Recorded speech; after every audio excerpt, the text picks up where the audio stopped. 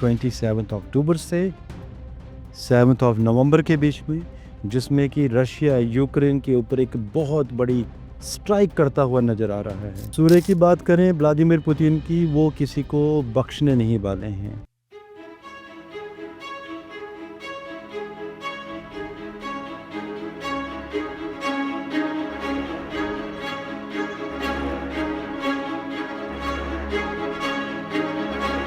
पच्चीस में तो बहुत ज्यादा फिल्में फ्लॉप हो रही हैं। 2025 एंड तक महाराष्ट्र में बॉलीवुड का समय बहुत खराब चलेगा। अप्रैल 2026 में पूरी दुनिया भारत को टूरिज्म की दृष्टि से देखेगी।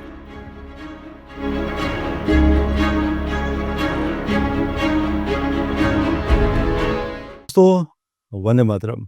आपको याद होगा मैंने आज से 5-6 माह पहले वीडियो दिया था जिसमें मैंने कहा था कि यूक्रेन रशिया का युद्ध अब ये बंद होने वाला नहीं है, चलेगा आने वाले 3-4 वर्षों तक।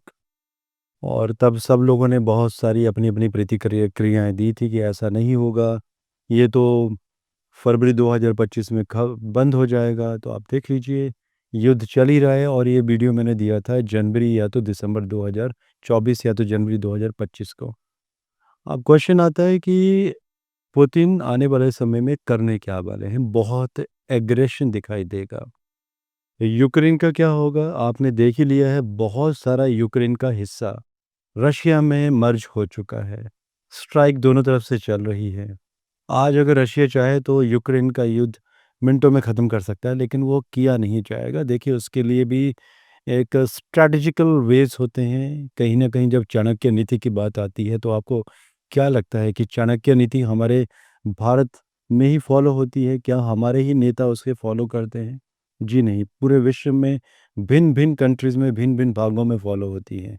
और चाणक्य नीति का सही एग्जाम्पल लिया जाए तो मुझे नहीं लगता व्लादिमीर पुतिन से बेहतरीन तरीके से कोई फॉलो करता होगा। बिकॉज उन्हें मालूम है कि युद्ध धीरे धीरे करते रहो, जनता का ट्रस्ट गेन करते रहो, रशियन लोगों को ये बताते रहो कि उन्होंने देश को बचा कर रखा हुआ है, और स्ट्राइक भी उतनी करो जितनी ज़रूरत है।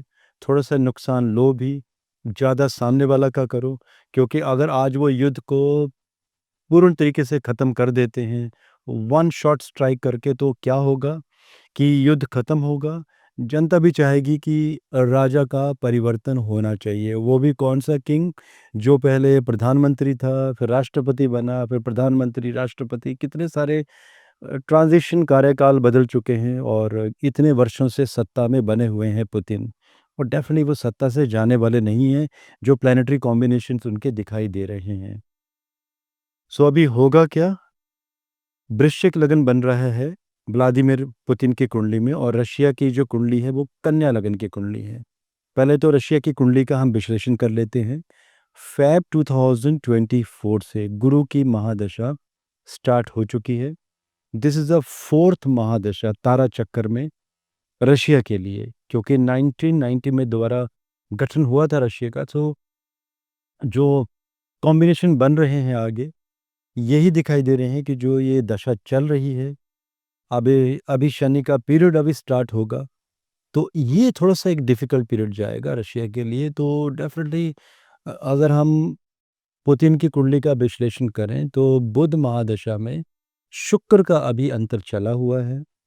बुध और शुक्र दोनों 12th हाउस में हैं, एक अच्छा कॉम्बिनेशन नहीं है।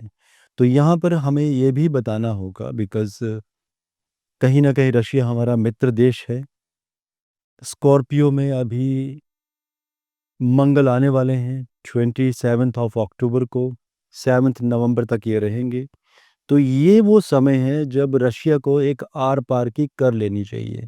ठीक है, स्ट्रैटेजिकल वॉर करनी है, आप युद्ध को धीरे-धीरे चलाए रखिए, अर्थव्यवस्था आपकी बढ़ ही रही है। कहीं न कहीं दुनिया को ये लग रहा था कि रशिया डूब जाएगा इस युद्ध से, लेकिन रशिया तो बहुत ही बेहतरीन तरीके से पनपा है। और नाटो कंट्रीज़ के बारे में जो दोस्तों मैंने आप लोगों को विश्लेषण दिए थे कि नाटो में आपस में विघटन होगा, आप देखते जाइए अभी क्या-क्या होगा। और अर्थव्यवस्था टूटेगी। मैंने बताया था यूएस वगैरह की, तो सोचिए कि यूएस ने ही जन्म दिया यूक्रेन रशिया युद्ध को। आज यूएसए की अर्थव्यवस्था खुद नीचे गिर रही है। नाटो कंट्रीज़ की भी अर्थव्यवस्था गिर रही है। रशिया की अर्थव्यवस्था बढ़ रही है day by day because Ukraine के बहुत सारे एरियाज़ को कैप्चर करना, वहाँ के मिनरल्स को अपने देश में लेकर जाना और इतने मिनरल्स इकट्ठे कर लिए हैं उन्होंने कि एक बड़ा देश बनाया जा सकता है। तो सोचिए कि पुतिन ने जो करना था वो कर चुके हैं। अब वो धीरे-धीरे बढ़ रहे हैं। हाँ, ये वो समय होगा 27 अक्टूबर से 7 ऑफ नवंबर के बीच में जिसमें कि रशिया यूक्रेन के ऊपर एक बहुत बड़ी स्ट्राइक करता हुआ नज़र आ रहा है। जिन एरियाज़ के बारे में यूक्रेन ने कभी सोचा भी नहीं था कि वो कैप्चर हो सकेंगे रशिया से, वो भी आप देखेंगे कि इन 40 दिनों के ड्यूरेशन में वो एरियाज़ कैप्चर हो जाएँगे। क्योंकि ये ऐसा अटैकिंग मोड होगा, ऐसा आक्रामक युद्ध होगा रशिया की तरफ से। वो कहते हैं ना वन साइडेड एक तरफ़ा युद्ध, जिसके बाद अगर आपको युद्ध चलाना भी है, धीरे-धीरे चलाते रहेंगे आप। इसके बाद आपको मालूम भी है कि यूक्रेन को बाकी नाटो कंट्रीज़ कोई ना कोई असला वेपन सप्लाई करती भी रहेंगी। आप उन वेपन्स के ऊपर भी अटैक करेंगे लेकिन आप युद्ध को रोकेंगे नहीं। धीरे-धीरे चलाए रखेंगे ताकि आपके भी हित उसमें छुपे हुए रहें। और रही बात रशिया की, तो जैसे ही मार्च 2027 का ये पीरियड आएगा, इसके बाद थोड़ी-सी एक स्टेबिलिटी आएगी युद्धों में, क्योंकि रशिया इसके बाद युद्ध को जन्म देगा और भी युद्धों को बढ़ाएगा क्योंकि सूर्य 11th हाउस में है, शनि के साथ है और सूर्य 20 डिग्री चंद्रमा के नक्षत्र के हैं।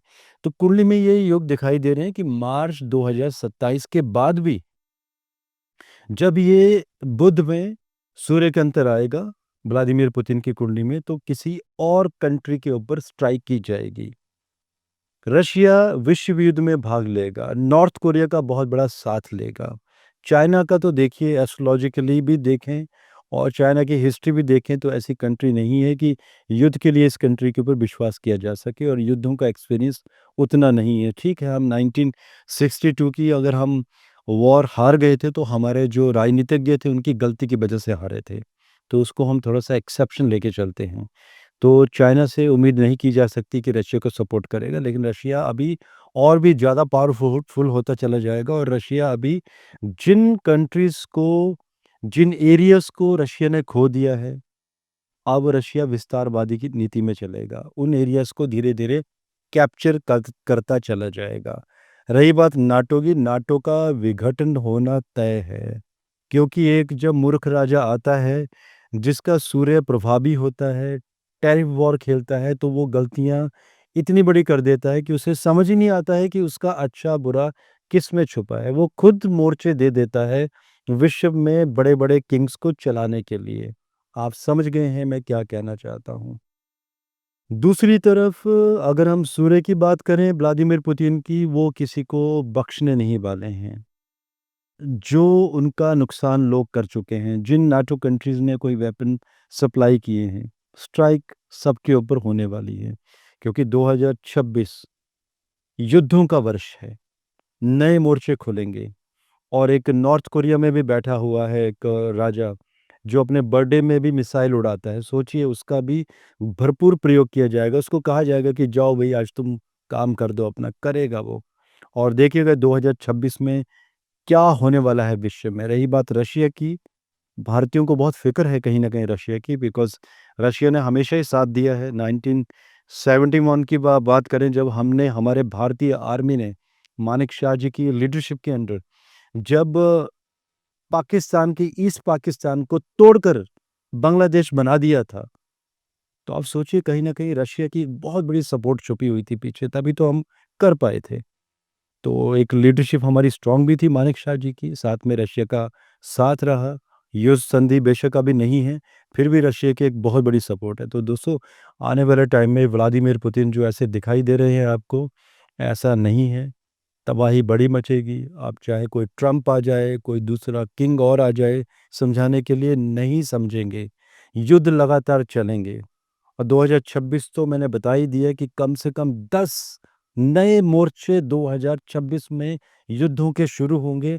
जो एग्जिस्टिंग मोर्चे हैं वो तो युद्धों के चलते ही रहेंगे और जो 3 मोर्चे अभी पीछे बंद हो चुके हैं वो फिर से राइज़ होने वाले हैं 2026 में। तो आप तैयार हो जाइए। अगर आपका मार्केट में कोई पैसा लगा है, स्ट्रैटेजिकली कोई बिज़नेस कर रहे हैं इन कंट्रीज़ के साथ, सोच समझ के निर्णय लीजिए कि आगे आने वाले समय में कैसे आपको बढ़ना है और कौन-सी गलतियाँ आपको व्यापार में नहीं करनी हैं। और दोस्तों, आप लोगों को कुछ मैसेज भी देना है। जो लोग मेरे एस्ट्रोलॉजिकल वीडियोज़, जिनमें मैंने ट्रेनिंग देना शुरू की है ज्योतिष की शिक्षा की, वीडियोज़ लाइव दिए जा रहे हैं। वेबसाइट में भी लिंक दिया हुआ है। आप वीडियोज़ देख सकते हैं, यूट्यूब में दिए हैं, अनपेड वीडियोज़ हैं। लाइव क्वेश्चन आप पूछेंगे, लाइव आंसर दूँगा उसमें मैं आपके क्वेश्चंस के आंसर। वेबिनार की भी व्यवस्था शुरू कर दी गई है पिछले 6 माह से। वेबिनार में कुछ हट के चीज़ें दी जा रही हैं, जो किसी लर्निंग का पार्ट नहीं है, जो कि सबके लिए है वेबिनार। एंड बाकी गोल्ड, निफ्टी, सिल्वर के वीडियोज़ आपको एज़ ए मेंबरशिप प्रोग्राम में मिलते रहते हैं। और साथ में हमने अभी पॉडकास्टिंग शुरू की है, जिसमें शुरुआत की है वॉर हीरोज़ से, एक्टर से नहीं दोस्तों, वॉर हीरोज़ से ये पॉडकास्टिंग की शुरुआत की गई है। अगर आप लोगों के कोई सजेशंस हों, आप चाहते हैं कि कोई ऐसा वॉर हीरो, कोई हमारा सोल्जर जिसे हमें बुलाना चाहिए अपने पॉडकास्ट में, प्लीज़ आप कमेंट ज़रूर कीजिए। हमारा मीडिया टीम का भी मेल आईडी डिस्क्रिप्शन बॉक्स में आपको मिल जाएगा। उस मेल आईडी में भी आप उस पर्टिकुलर व्यक्ति की डिटेल्स, उनका कोई नंबर हो, कोई रेफ़रेंस आप देना चाहें, प्लीज़ आप कमेंट कर सकते हैं। आज के लिए मुझे इजाज़त दीजिए। धन्यवाद। जय हिंद, भारत माता की जय।